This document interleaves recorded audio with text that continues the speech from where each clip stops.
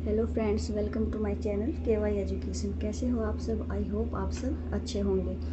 Last video में हमने Indus valley civilisation को डिस्कस किया था, उसका हमने थोड़ा सा इंट्रोडक्शन किया था और फिर उसमें हमने किया था उसके अन्य नाम सिंधु घाटी सभ्यता के, और फिर उसके बाद हमने किया था उसका भौगोलिक विस्तार। उसका भौगोलिक विस्तार कहाँ से कहाँ तक था सिंधु घाटी सभ्यता का? वो था जम्मू कश्मीर में, जम्मू कश्मीर से लेकर महाराष्ट्र तक दक्षिण में, और पूर्व में यूपी आलमगीरपुर जो मेरठ में है, आलमगीरपुर से लेकर बलूचिस्तान में मेहरगढ़, सुतका गेंडोर ये जगह है, वहाँ तक था। तो हमने ये डिस्कस किया था। एंड नॉर्थ से साउथ है, इसकी लंबाई कितनी थी? 1100 किलोमीटर, और ईस्ट टू वेस्ट उसकी हमने देखी थी वो थी 1600 किलोमीटर। और इसकी जो आकृति बनती है वो कौन सी आकृति बनती है? हड़प्पा सभ्यता की, इंडस वैली सिविलाइजेशन की, वो बनती है त्रिभुजाकार। तो त्रिभुजाकार, ये क्वेश्चन कई बार आ जाता है कि इंडस वैली सिविलाइजेशन की जो आकृति है वो कौन सी है, तो वो हमारी है त्रिभुजाकार आकृति है।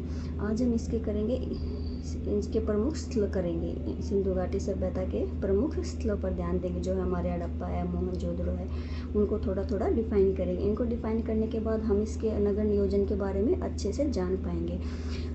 आज हम अगर इन स्थलों को थोड़ा डिस्कस करेंगे, उसके बाद हमारे माइंड में एक इमेज सेट हो जाएगी कि हाँ, हड़प्पा सभ्यता में ये था, नगर नियोजन, टाउन प्लानिंग ये थी, वो ऐसा उनका जीवन था। तो उससे हमें थोड़ा सा पता चलेगा। तो सबसे पहले हम इनके प्रमुख स्थलों के बारे में डिस्कस करेंगे। तो सबसे पहला हमारा स्थल है हड़प्पा। हड़प्पा स्थल, लास्ट वीडियो में हमने बताया था इस स्थल की खोज किसने की थी? 1921 में दयाराम साहनी ने इस स्थल की खोज की थी। वर्तमान में ये कहाँ है? पाकिस्तान में है।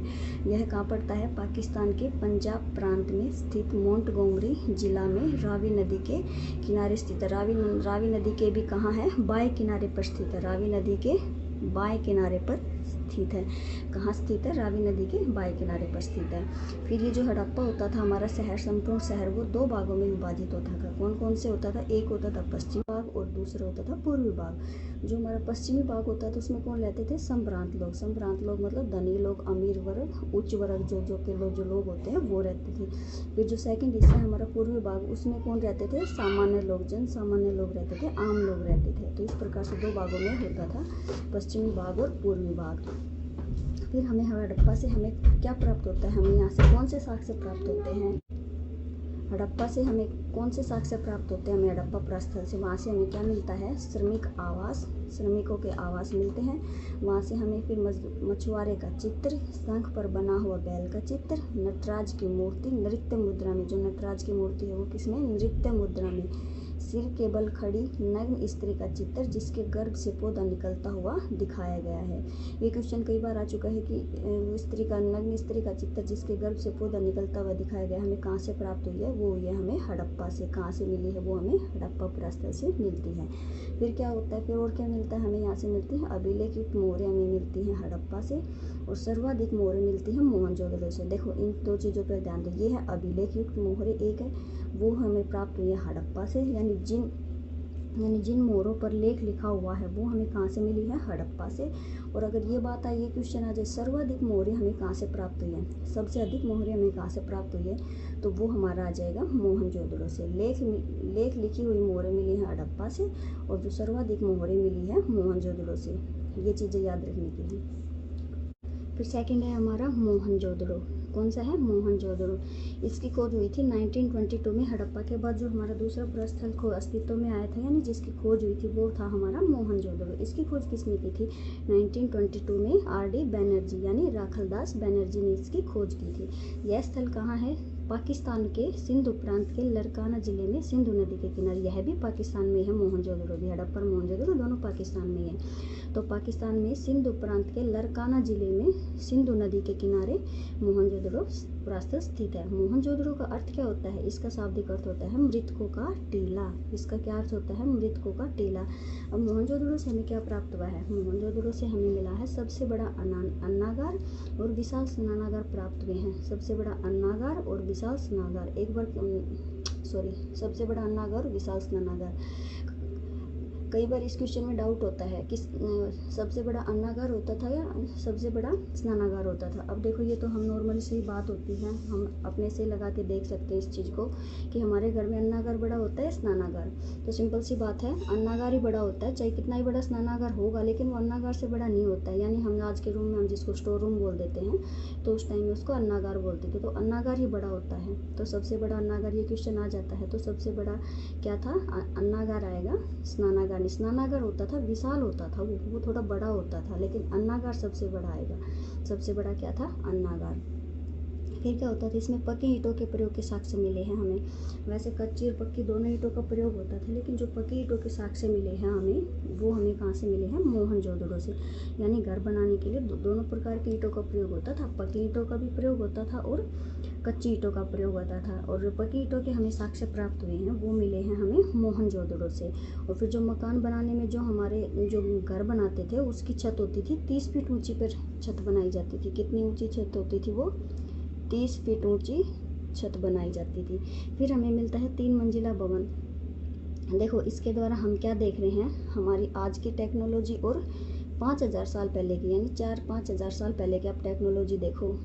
इंडिया ये बोलते हैं ना, बहुत से लोग बोल देते हैं इंडिया एडवांस नहीं है, इंडिया पिछड़ा हुआ है। तो अब इन बातों से देखो आप, इंडिया कितना एडवांस था, कितना एडवांस था। आज से 5 हज़ार साल पहले पकी ईंटों के प्रयोग होते थे, वही पकी ईंटें आज भी मकान बनाने में होती है। 3 मंजिला भवन उस टाइम के हड़प्पा सभ्यता के लोग भी रह चुके हैं 3 मंजिला भवन में, और आज भी मिलते हैं। तो आगे हम जब इनको नगर नियोजन में हम डिस्कस करेंगे तो इससे पूरा अच्छे से आपको डिफाइन हो जाएगा कि कैसे क्या था। तो अब आप इनसे थोड़ा माइंड में इमेज सेट हो जाएगी कि ये था। जब इसको नगर नियोजन करेंगे ना हम अपना नेक्स्ट टॉपिक, उसमें अच्छे से डिफाइन हो जाएंगे, इनको डायग्राम के द्वारा हम अच्छे से डिफाइन कर लेंगे। लेकिन ये देखो आज का टाइम और पहले का टाइम, आज से 4000 साल पहले जो चीज़ें इंडस वैली सिविलाइजेशन के लोग जी चुके हैं वही आज हम कर रहे हैं। तो हमारा इंडिया कितना एडवांस था, इन बातों से हम ये देख सकते हैं।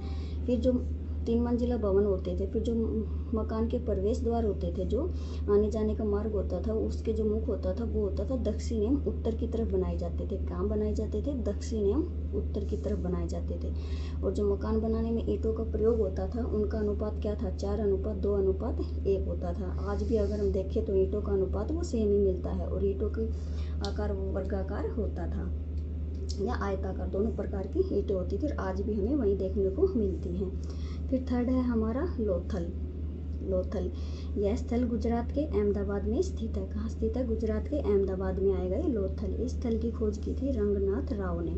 इस स्थल की खोज किसने की थी, रंगनाथ राव ने की थी। इसका अर्थ क्या होता है, लोथल का अर्थ होता है मुर्दों का नगर। हमें यहाँ से क्या प्राप्त हुआ, देखो क्या साक्ष्य मिले हैं। यहाँ से वृत्ताकार तथा चौकोर अग्नि वेदिका, यानी अग्निकुंड हवन कुंड जिसमें हवन करते हैं उसको बोलते हैं अग्नि वेदिका के साक्ष्य प्राप्त हुए हैं। लोथल में घरों के दरवाजे मुख्य मार्ग की तरफ खुलते थे। देखो ये बात नोट करनी है, कहाँ खुलते थे, लोथल में मुख्य मार्ग की तरफ। अगर हम हड़प्पा सभ्यता की बात करें, इंडस वैली सिविलाइजेशन की बात की जाए तो वहाँ के घरों के दरवाजे मुख्य मार्ग की तरफ ना खुलकर गली की तरफ खुलते थे।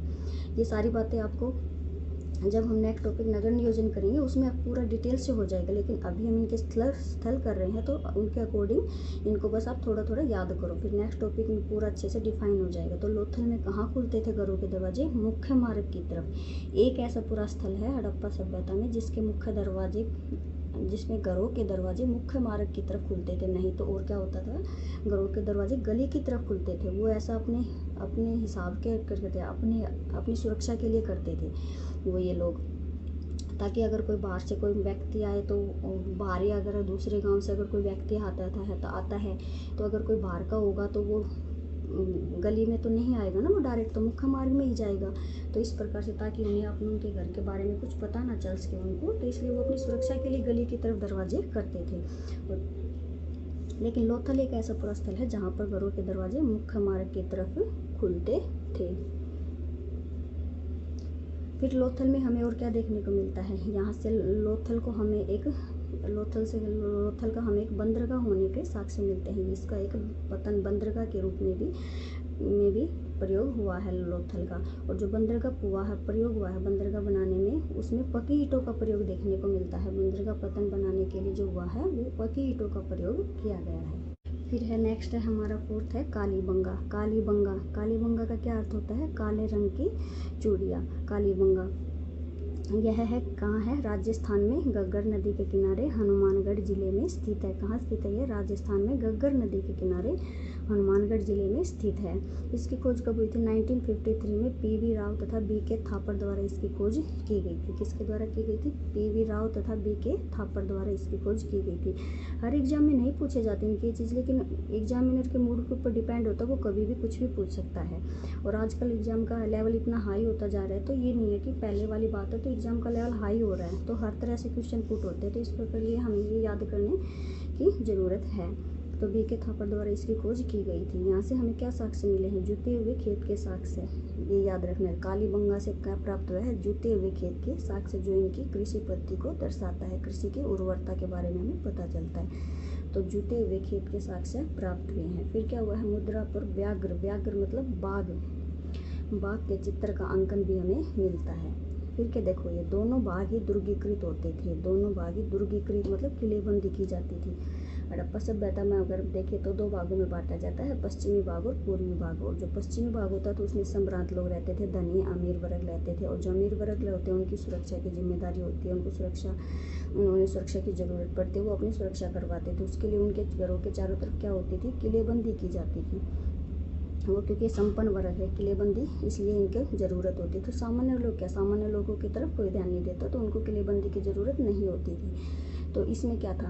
हड़प्पा में जो पश्चिमी भाग है उसकी ही दुर्गीकृत होता है, मतलब किलेबंदी की जाती थी। लेकिन कालीबंगा से हमें क्या देखने को मिलता है? दोनों ही भाग, पश्चिमी भाग और पूर्वी भाग, दोनों की ही किलेबंदी की जाती थी। कौन सा एक ऐसा पुरास्थल है जहाँ पर दोनों की किलेबंदी की जाती थी? तो वो हमारा आएगा कालीबंगा। कौन सा आएगा? कालीबंगा। फिर नेक्स्ट है हमारा चहुंदड़ो। चहुंदड़ो, इसकी खोज कब हुई थी? इसकी खोज हुई थी 1931 में गोपाल मजूमदार द्वारा इसकी खोज हुई थी। इसकी खोज हुई थी 1931 में गोपाल मजूमदार द्वारा। यह स्थल कहाँ स्थित है? यह स्थल मोहनजोदड़ो से 123 किलोमीटर दूर सिंधु नदी के किनारे ही स्थित है। यह स्थल कहाँ स्थित है? मोहनजोदड़ो से 123 किलोमीटर दूर सिंधु नदी के किनारे स्थित है। यहाँ से हमें क्या मिलता है? यहाँ एकमात्र ऐसा पुरास्थल है जहाँ से हड़प्पा, विकसित हड़प्पा और उत्तर हड़प्पा के साक्ष्य प्राप्त होते हैं। यहाँ से हमें क्या मिलता है? यहाँ से हमें हड़प्पा, विकसित हड़प्पा और उत्तर हड़प्पा के साक्ष्य प्राप्त होते हैं। यानी हड़प्पा की सभ्यता की स्टार्टिंग हुई थी, फिर विकसित हड़प्पा जब वो विकसित होती है, और उत्तर यानी वो अपनी लास्ट स्टेज में होती है, एंड में होती है, तो उसके हमें साक्ष्य प्राप्त होते हैं। और यहाँ से हमें क्या मिलता है? यहाँ से हमें मनका बनाने का कारखाना तथा एक ईंट पर बिल्ली का पीछा करते हुए कुत्ते के पद चिन्ह प्राप्त हुआ है, तो हमें यहाँ से मिला है। और यहाँ से हमें सौंदर्य प्रसाधन की सामग्री के साक्ष्य भी मिलते हैं। चहुंदड़ो से हमें क्या मिलता है? सौंदर्य प्रसाधन की सामग्री के साक्ष्य मिलते हैं। फिर इसके बाद हमें मिलती है यहाँ से वक्राकार ईंटें भी प्राप्त हुई हैं। यहाँ से हमें कौन सी ईंटें हुई? वर्गाकार और आयताकार होती थी, यहाँ से हमें वक्राकार ईंटें भी प्राप्त हुई हैं चहुंदड़ो से। फिर नेक्स्ट है हमारा बनावली। बनावली यह हरियाणा के हिसार जिले में स्थित है। इसकी खोज 1974 में रविंद्रनाथ मिश्र ने की। इसकी खोज 1974 में रविंद्रनाथ मिश्र ने की। यहाँ से हमें क्या साक्ष्य मिलते हैं? यहाँ से हमें हल्की आकृति का खिलौना, तांबे की कुल्हाड़ी एवं बैलगाड़ी के पहिए का निशान प्राप्त हुआ है। कौन कौन सी चीज़ें हुई है? देखो, हल्की आकृति का खिलौना, ये इंपॉर्टेंट है। हल्की आकृति का खिलौना कहाँ से मिला है? बनावली से। फिर क्या मिलता है? तांबे की कुल्हाड़ी एवं बैलगाड़ी के पहिए का निशान प्राप्त हुआ है।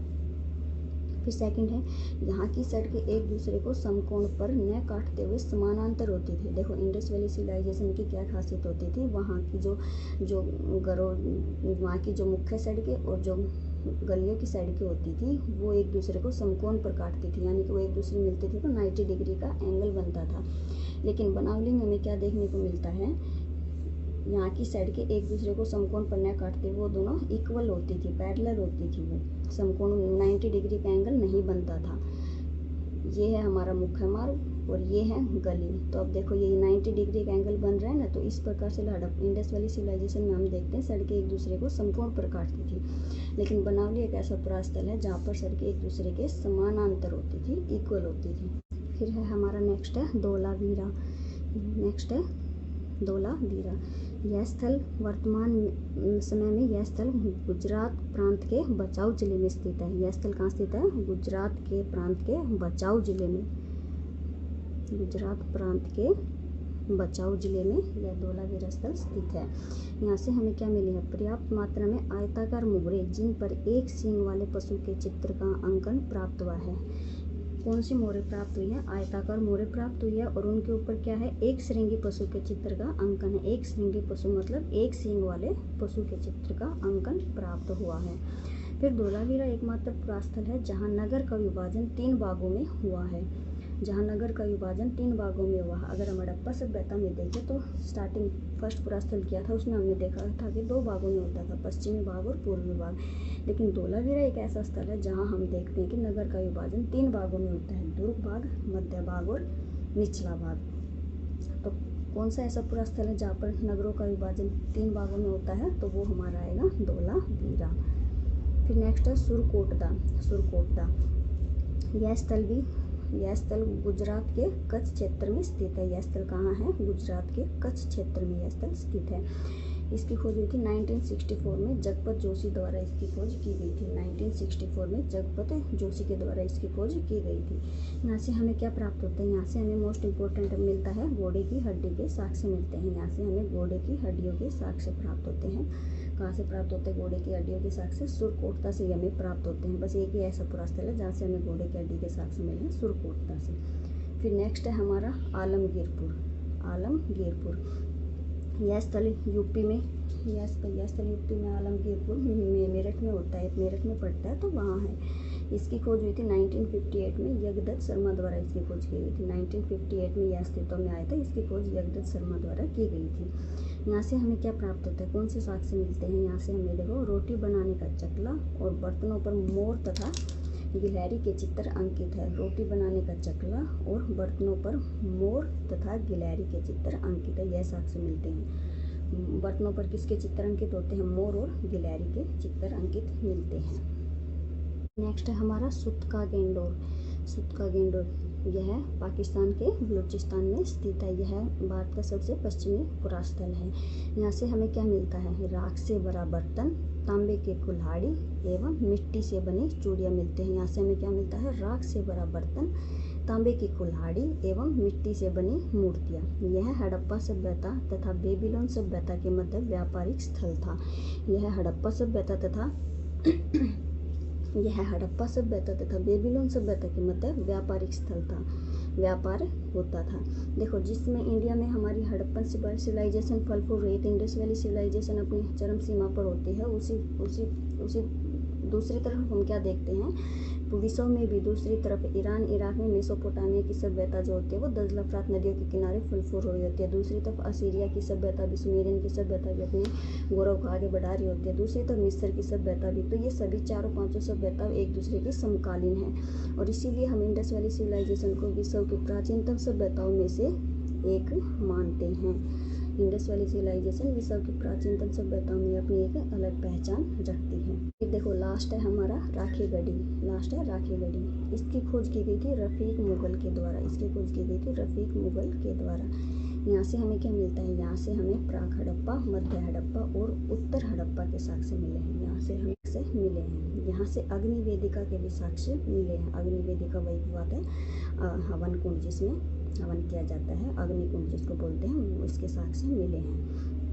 तो ये थे हमारे इम्पोर्टेंट स्थल जिसको हमने अभी डिस्कस किया है। नेक्स्ट वीडियो में हम इसकी विशेषताएं को डिस्कस करेंगे, इंडस वैली सिविलाइजेशन के फीचर्स को, जिसमें हम देखेंगे नगर नियोजन, राजनीतिक जीवन, धार्मिक जीवन और आर्थिक जीवन, उनको डिस्कस करेंगे। जो फिर अब जो स्थलों में जो बातें मिली हैं, जो जहाँ से हमें साक्ष्य प्राप्त हुए हैं, क्या क्या मिला है, कौन से कैसे है, कौन सी गलियाँ थी, कौन से समकोण पर काटती थी, कहाँ दुर्ग होता था, तो इन चीज़ों को हम पूरा डिटेल से याद कर लेंगे। आज हमारी थोड़ी सी माइंड में इमेज सेट हो गई कि इस स्थल से हमें थोड़ा ये मिला है, थोड़ा माइंड में हमें सेट हो गया है। कल हम इनको जब नेक्स्ट वीडियो में डिस्कस करेंगे पूरा डीपली अच्छे से डायग्राम के द्वारा, तो हमें अच्छे से याद हो जाएंगे। तो फ्रेंड्स आई होप अगर आपको वीडियो पसंद आए तो वीडियो को लाइक करना और चैनल को सब्सक्राइब करके थैंक यू, बाय।